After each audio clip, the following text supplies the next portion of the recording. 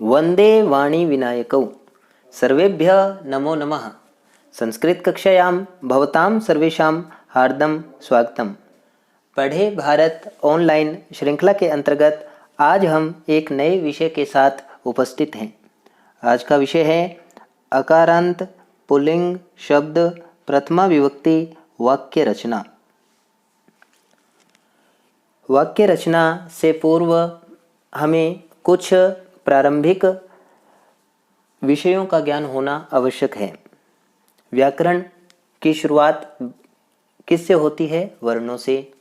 वर्णों से, सार्थक वर्णों से शब्दों का निर्माण होता है और सार्थक शब्दों का समूह जब वाक्य में प्रयुक्त होता है तब वह कहलाता है पद, और पदों से वाक्य का निर्माण होता है। आप सभी एक बार पुनः इस विषय को समझ लीजिए ताकि आप अकारांत पुल्लिंग शब्दों से प्रथम विभक्ति से जब हम वाक्य निर्माण करेंगे तो हमें किसी भी प्रकार की असुविधा न हो।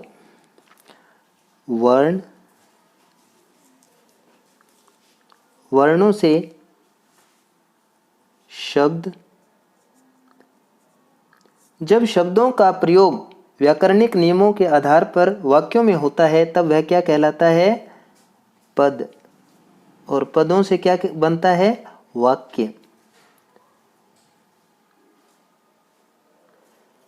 वर्ण भाषा की सबसे छोटी इकाई। ये आपके जानने योग्य सबसे महत्वपूर्ण बात है कि व्याकरण में हम किन चीज़ों का अध्ययन करते हैं। तो व्याकरण की सबसे छोटी इकाई वर्ण। वर्णों के, सार्थक वर्णों के संयोग से क्या बनता है? शब्द। शब्दों से क्या बनता है? जब हम शब्दों का प्रयोग किसी वाक्य में करते हैं व्याकरणिक नियमों के आधार पर तब वह क्या कहलाता है? पद। और पदों से क्या बनता है? वाक्य। वर्णों से शब्द, शब्द का प्रयोग जब वाक्य में करते हैं तब वह क्या कहलाता है? पद। और पदों से क्या बनता है? वाक्य।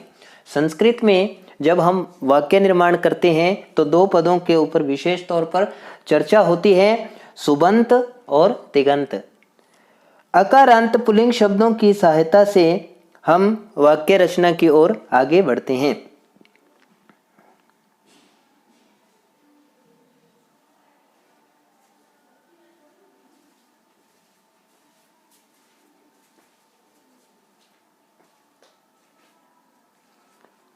सुबंत होते हैं शब्द।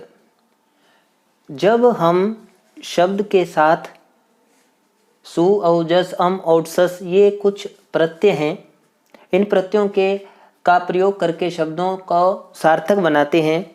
और तिङन्त होते हैं जिनके अंत में ती, तिप, तस, जी, सिप, थस, थ इत्यादि पद लगे हों। सामान्य शब्दों में शब्द तिङन्त क्या कहलाते हैं? क्रियापद। सुबंत क्या कहलाते हैं? शब्द। और तिङन्त क्या कहलाते हैं? क्रियापद। किसी भी प्रकार के शब्द में कितने प्रकार के शब्द होते हैं? पुल्लिंग, स्त्रीलिंग और नपुंसकलिंग। आज हम अकारांत पुल्लिंग शब्दों पर चर्चा कर रहे हैं। और शब्द में कितने वचन होते हैं? जो संस्कृत की विशिष्टता है, एक वचनम, द्विवचनम, बहुवचनम। पुरुष कितने होते हैं? 3 पुरुष होते हैं, प्रथम पुरुष, मध्यम पुरुष और उत्तम पुरुष। हमने अभ्यास के तौर पर कौन से पुरुष का अभ्यास किया है? प्रथम पुरुष का। बिल्कुल। उसकी पहचान किससे होती है? ती, तह, अंते इन ध्वनियों से। आप देखिए, पठति, पठतः, पठन्ति, ये क्या है? प्रथम पुरुष। अब हम जब भी शब्द और क्रिया इन दोनों को जोड़कर जब हम वाक्य बनाते हैं तब हमें विशेष तौर पर जो बातें ध्यान रखनी है वो अब हम इन दोनों पर देखेंगे कि बालक, बालक का शब्द रूप कैसे बनता है? बालकः, बालकौ, बालकाः। वचनम, वचनम का अर्थ क्या होता है? संख्या। एक वचनम अर्थात एक संख्या, द्विवचनम 2 संख्या, संख्याएं, बहुवचनम 2 से ज्यादा संख्याएं। बालकः एक बालक, बालकौ 2 बालक, बालकाः 2 बहुत सारे बालक। अब इधर क्रियापद में एक वचनम एक संख्या, द्विवचनम 2 संख्याएं और बहुवचनम 2 से ज्यादा। एक पढ़ रहा है, पठति, 2 पढ़ रहे हैं, पठतः, 2 से ज्यादा पढ़ रहे हैं, पठन्ति। हम क्रम से एक वचन में यदि शब्द है तो उसके साथ क्रिया भी एक वचन में ही लगेगी। मान लीजिए हमने वाक्य बनाना है कि बालक पढ़ता है, तो बालक क्या है, एक वचनम, और क्रियापद भी क्या होगा, एक वचन में। तो इसका क्या बनेगा, एक बालक पढ़ता है, तो बालकः पठति। दो बालक पढ़ रहे हैं, बालकौ पठतः। बहुत सारे बालक पढ़ रहे हैं, बालकाः पठन्ति। हम वाक्य निर्माण में ये विशेष रूप से हमें ध्यान रखना है कि जिस वचन में शब्द है उसी वचन में क्रिया होगी, जिसमें कर्तृपद होगा उसी में क्रियापद होगी। आप ऐसा नहीं कर सकते कि बालकः पठतः, नहीं। क्यों नहीं, क्योंकि जो बालक पद है वो कर्तृपद है, वो एक वचन में है, तो इसके साथ क्रियापद भी एक वचन में ही इसका प्रयोग होगा। बालकौ के साथ पठन्ति का प्रयोग हम नहीं कर सकते हैं, बालकौ के साथ पठतः का ही प्रयोग होगा अगर हम पठ धातु का प्रयोग करके इसे वाक्य बना रहे हैं। बालकाः के साथ पठति पठतः का प्रयोग नहीं होगा, उसके साथ पठन्ति का ही प्रयोग होगा। अब हम सभी एक बार पुनः देखते हैं कि हमने, मान लीजिए बालक से हमने वाक्य बनाना है लड़का, जिसका अर्थ होता है कि लड़का या बालक पढ़ता है। परिवर्तनम कथम भविष्यति, बालकः पठति। दो बालक पढ़ रहे हैं, दो बालक पढ़ रहे हैं, बालकौ पठतः। बहुत सारे बालक पढ़ रहे हैं, बालकाः पठन्ति। आपने एक बालक के साथ एक वचन, बालकः पठति, बालकौ पठतः, बालकाः पठन्ति। अब बालक के साथ आपने पठ धातु का प्रयोग कर लिया, अब चल धातु के साथ इसका प्रयोग करते हैं। तो एक वचन में वाक्य कैसे बनेगा, मान लीजिए हमने वाक्य बनाना है बालक चल रहा है, तो रूप कैसे बनेगा, बालकः चलति, बालकौ चलतः, बालकाः चलन्ति। बालक का प्रयोग करते हुए, अकारांत पुल्लिंग शब्द का प्रयोग करते हुए कि बालक सी रहा है या सिल रहा है, जो वस्त्र वगैरह सीते हैं, तो कैसे बनेगा, क्रियापद का प्रयोग करेंगे शिव का, तो शिव से क्या बनता है, सीव्यति। आप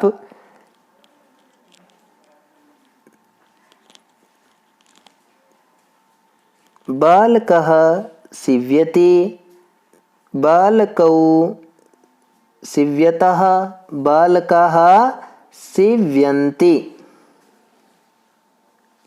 इसी प्रकार से बालक से होना अर्थ में या ह अर्थ में वाक्य बनाना है, तो कैसे बनेंगे वाक्य, बालकः अस्ति, एक बालक है, बालकः अस्ति। दो बालक हैं, बालकौ स्तः, और दो से ज्यादा हैं, बहुत सारे बालक हैं, बालकाः सन्ति। जिस वचन में कर्तृपद होगा उसी वचन में क्रियापद का प्रयोग होगा। अब मैंने यहाँ बालक शब्द का प्रयोग करके इन सभी धातुओं का प्रयोग किया, क्रियापदों का प्रयोग किया। आप भी इन नीचे दिए गए शब्दों का प्रयोग करते हुए नीचे क्रियापदों को उनके साथ जोड़कर वाक्य निर्माण कर सकते हैं। जैसे प्रथम शब्द है अब गजः, गजः पठति। हालांकि हाथी पढ़ता नहीं है, लेकिन हम मान लेते हैं कि कोई हम कार्टून देख रहे हैं, कार्टून में कोई हाथी पढ़ रहा है, तो उसको हम क्या बनाएंगे वाक्य, गजः पठति।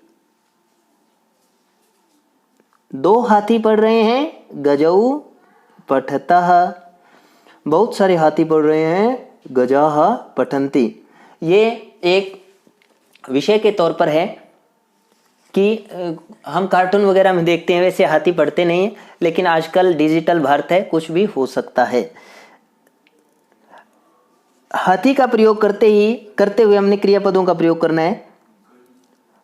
गजः चलति, गजौ चलतः, गजाः चलन्ति। एक हाथी चल रहा है, गजः चलति। दो हाथी चल रहे हैं, गजौ चलतः। बहुत सारे हाथी चल रहे हैं, गजाः चलन्ति। इसी प्रकार गज शब्द का प्रयोग हम करेंगे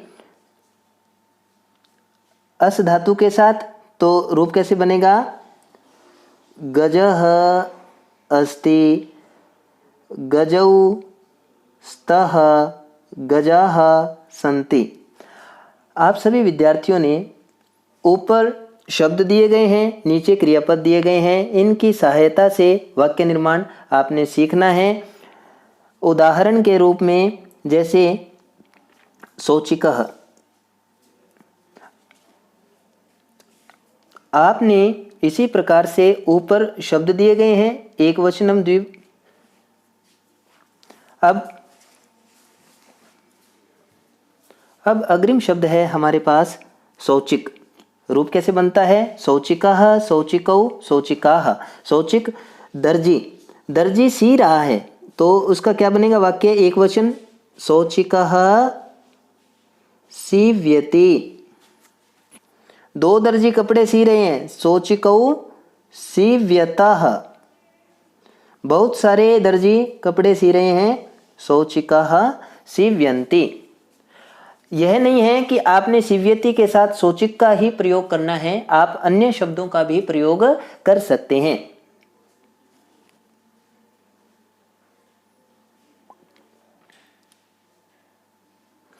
अग्रिम शब्द अध्यापक।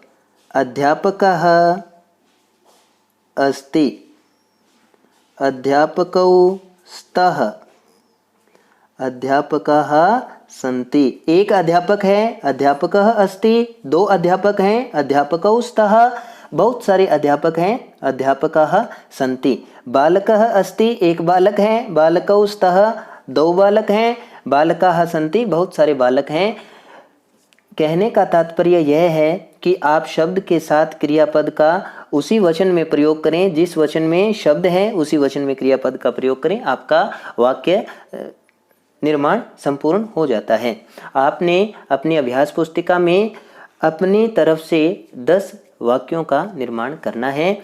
इसके आगे आगामी कक्षाओं में हम अन्य जो शब्द हैं उन शब्दों की सहायता से भी हम वाक्य निर्माण सीखेंगे।